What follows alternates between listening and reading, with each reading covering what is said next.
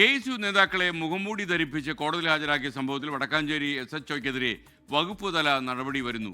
UK ഷാജഹാനെ Thiruvananthapuram police ആസ്ഥാനത്തേക്ക് സ്ഥലമാറ്റി കഴിഞ്ഞു. സൂരജ് സജി ഈ വിവരങ്ങളുമായി ചേരുകയാണ് തൃശ്ശൂരിൽ നിന്ന്. സൂരജ്, അദ്ദേഹത്തിന്റെ കാര്യത്തിൽ തീരുമാനമായോ? Good morning.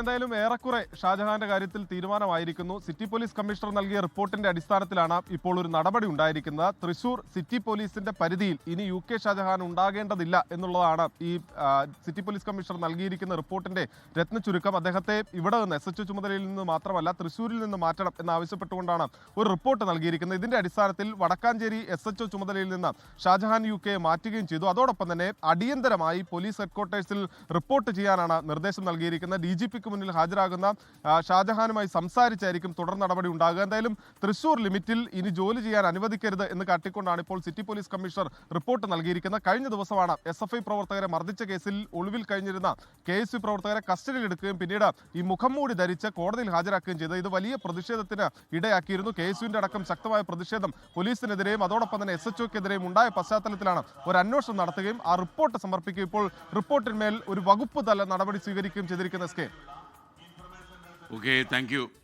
ലോകത്തെവിടെയായാലും ഏത് സമയത്തും 24 വാർത്തകളും ഓഗ്മെന്റഡ് റിയാലിറ്റി പാക്കേജുകളും എക്സ്പ്ലെയിനറുകളും വിശദമായി കാണാൻ ഞങ്ങളുടെ YouTube ചാനൽ നിങ്ങൾക്ക് സബ്സ്ക്രൈബ് ചെയ്യാം.